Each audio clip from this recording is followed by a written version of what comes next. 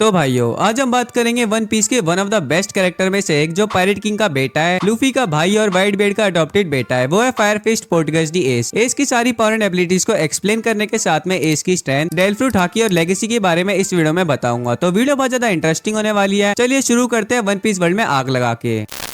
पोर्टगस D S जो सन है pirate king Goldy Roger और पोर्टगस डी रफ का, जिससे एस की ब्लड लाइन खुद में ही स्पेशल है वन पीस में। और एस जब बॉर्न भी नहीं हुआ था उससे पहले ही एस की माँ पोर्टगस डी रफ ने एस को अपने वॉर्म में 20 महीनों तक रखा था एस की जान बचाने के लिए, जिसके कारण से एस पैदा होने से पहले ही अपनी माँ के साथ में मिलके एक महान काम करता है जो आगे एस अपनी पूरी लाइफ में कंटिन्यू रखता है। और बस कुछ ही टाइम में एस ने जस्ट 20 साल की एज में इतना कुछ अचीव कर लिया कि इसके नाम का खौफ ही वन पीस वर्ल्ड में फैल गया। और फिर आगे जाके world strongest man white bed भी एस को अपने एडॉप्टेड बेटों के पायरेट क्रू में शामिल कर लेता है और सेकंड डिवीजन का कमांडर बना देता है एस की एबिलिटीज को देख के। और व्हाइट बेड पायरेट में सेकंड डिवीजन का कमांडर होने के कारण एस पे इसके लोअर रैंकिंग सारे क्रूमेट पे कमांड था। और व्हाइट बेड पायरेट्स में टॉप के कमांडर में से एक होने के कारण से S one of the strongest और मोस्ट हाईली रिगार्डेड पायरेट्स में से एक था जो व्हाइट बेड जैसे पावरफुल पायरेट के अंडर था। वैसे व्हाइट बेड पायरेट्स ज्वाइन करने से पहले जब एस अपनी पायरेट बनने की जर्नी शुरू करता है तो एस स्पेड पायरेट्स का कैप्टन बनता है, जिससे फिर बहुत ही जल्दी वर्ल्ड में खुद का नाम बना लेता है। और एस ने तो हानाफुडो को डिफीट करा था जो एक 7 वॉरलॉर्ड ऑफ सी में से एक था, जिसके काम था एंसेंट जॉन टाइप डेलफ्रूट को कलेक्ट करना। तो ये कोई नॉर्मल कैरेक्टर नहीं होगा। इसे डिफीट करने के बाद ही एस को फिर हानाफुडो की खाली पड़ी वॉरलॉर्ड की सीट के लिए ऑफर मिलता है, पर एस रिफ्यूज कर देता है, जिससे एस की बाउंड्री तब 100 मिलियन बेरीज तक पहुंच जाती है। और फिर एस जिनमें से भी फाइट करता है 5 दिनों तक, और जिनमें से फाइट के बाद भी एस व्हाइट बेड से भी फाइट करता है। और जब व्हाइट बेड इसे अपनी शिप पे लेके जाता है तो 100 टाइम कोशिश करता है व्हाइट बेड को मारने की। और जब लास्ट ड्यूल होती है व्हाइट बेड और एस में, तब जिनमें जिसके साथ एस ने ड्रॉ करा था उस तक ने ये बोला था अब एस इन दोनों की ड्यूल के टाइम से मच मोर स्ट्रॉन्गर हो गया है। और इसने डोमा के साथ में डोमा के पायरेट क्रू को भी डिफीट करा था अपने खुद के दम पे, जो न्यू वर्ल्ड के पायरेट क्रू में काफी ज्यादा स्ट्रॉन्ग थे, जिसके कारण से एस को रिकमेंडेशन मिला था व्हाइट बेड पायरेट्स में सेकंड डिवीजन कमांडर के लिए। और एस तो इतना ज्यादा स्ट्रॉन्ग था कि खुद एम्परर ऑफ सी में से एक शैंक्स और उस टाइम के ब्लैक बेड तक ने एस की पावर को एक्नॉलेज करा है। और ब्लैक बेड तो एस को भी अपने क्रू में शामिल करना चाहता था, और ब्लैक बेड ने तो ये तक बोला था कि उसके उस टाइम में खतरनाक क्रू के मेंबर इतने ज्यादा स्ट्रॉन्ग भी नहीं थे कि एस से फाइट कर सके, जो बात साफ बता देती है एस खुद में कितना ज्यादा स्ट्रॉन्ग था। और इसके पास इमेंस फिजिकल स्ट्रेंथ और हाई इंड्योरेंस भी है, क्योंकि जब ये छोटा था तो तभी से ही गार्प ने इसे माउंट कोलुबु में छोड़ दिया था ददान के पास, जहाँ पे इस माउंट कोलुबु के हार्श एनवायरनमेंट में ही एक्सट्रीमली रिगोरस ट्रेनिंग करता था, जो गार्प करवाता था लूफी के साथ दोनों को मरीन में डालने के लिए, जिसमें ये हंटिंग और फाइटिंग करता था वाइल्ड बीस्ट से, और अनजाइन ट्रैप फील्ड लोकेशन में ट्रेवलिंग करता था, जिससे एस ने बचपन से ही एक्स्ट्रा ऑर्डिनरी फाइटिंग स्किल्स सीख ली, जिसके कारण से एस ने बचपन में ही कुछ लोकल ठग्स को पीट पीट के मरने की हालत में छोड़ दिया था। और जब लूफी से पहली बार मिलता है तो इसने जो बड़े से बुल को अपनी स्टाफ से मारा था उस पे बैठा हुआ दिखता है। और बचपन में ही एस एक सिंगल किक से इजीली जायंट ट्री को तोड़ सकता था। और इस अपना डेलफ्रूट लेने से पहले ही बचपन में लूफी और इसके हर एक स्पारिंग मैच में एस ने लूफी को डिफीट करा था, जबकि लूफी के पास गोमू गोमी नोमी था। बस लूफी उस टाइम में ट्रेन नहीं था अपनी पावर यूज करने के लिए। और इसने ददान के साथ मिलकर ब्लू जैम पायरेट से भी फाइट करी थी, और इसने अपनी स्ट्रेंथ और इंड्योरेंस को ब्लैक बेड से फाइट के टाइम दिखाया था, जब इसने ब्लैक बेड के पावरफुल पंचेस को झेला था, जो इतने ज्यादा पावरफुल थे कि फर्स्ट पंच से एस ने मुंह से खून निकाल दिया था, और सेकंड पंच से लगभग ब्लैक बेड ने एस का नेक तोड़ दिया था। तब भी एस ने बहुत जल्दी रिएक्ट करा था ब्लैक बेड के नेक्स्ट अटैक पे। और वैन होगर ये भी नोटिस करता है कि व्हाइट बेड पायरेट का सेकंड डिवीजन का कमांडर होने के कारण से एस का बेसिक कॉम्बैट स्किल भी क्वाइट फॉर्मिडेबल है, जबकि एस अपनी डेलफ्रूट की पावर को यूज नहीं कर रहा था ब्लैक बेड के यामी यामी नोमी की वजह से।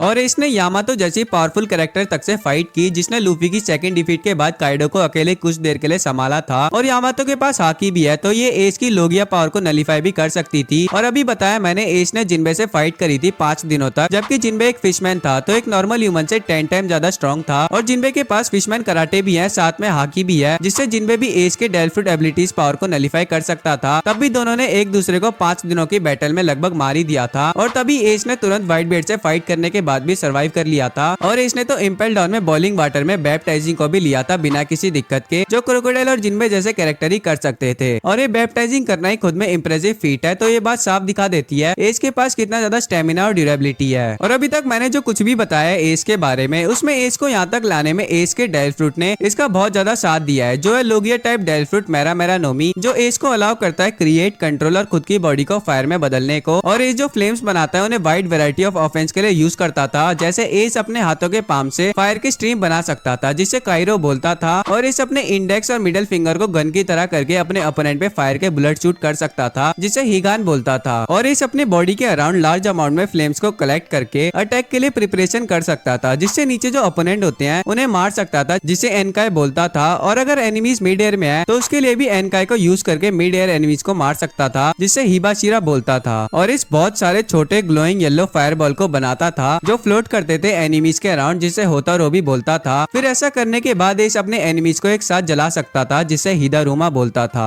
और इस अपनी इंडेक्स फिंगर को क्रॉस करके अपने एनिमी पे क्रॉस शेप फायर को मार सकता था, जिसे जुजिका बोलता था। और इसका सिग्नेचर अटैक है हिकेन, जिसमें इस अपने फिस्ट को फायर में बदल के पावरफुल अटैक मार सकता था, जो इतना ज्यादा पावरफुल था कि एक शॉट से एस ने बहुत सारी शिप को डिस्ट्रॉय कर दिया था। और इस अटैक के नाम से एस को फायर फिस्ट एस का निकनेम मिला था। पर इसका सबसे खतरनाक अटैक है डाई एन के एंटे, जिसमें एस एक जगह पे कॉन्सेंट्रेट करके बहुत ही ज्यादा लार्ज फायरबॉल बनाता है जो सन जैसा लगता है, जिससे एस अपने ओपोनेंट को डिस्ट्रॉय कर सकता था, जिसका यूज एस ने ब्लैक बेल्ट से फाइट के टाइम लास्ट में करा था। वो तो ब्लैक बेल्ट के पास यामी यामी नोमी था, इसलिए बच गया। और इस अपने डेल्फ्रूट की पावर को डिफेंस के लिए भी यूज कर सकता था, जैसे फायर की वॉल बना सकता था अटैक को ब्लॉक करने के लिए, जिसे क्योकन बोलता था, जिसका यूज एस ने मरीनफोर्ड वॉर में कुजान के आइस अटैक को रोकने के लिए करा था। और एस तो अपनी फायर की एबिलिटीज का यूज खुद के लिए स्पेसिफिकली डिजाइन बोट में करता था, जिसमें ये बोट को प्रपोल करता था फीट से फ्लेम निकाल के। और गेट्स जो ड्रेसर्सा आर्क में कोरिडा कोलोसम का अनाउंसर था, उसने बताया था कि एस ने काउंटलेस बैटलशिप को डुबाया था और बहुत सी माइटी सिटीज को जलाया था अपनी पावर से। और इसकी कवर स्टोरी में एस ने अपनी पावर को यूज करके जलती हुई शिप से मरीन ऑफिसर्स और कुछ डॉक्यूमेंट्स को रेस्क्यू करा था।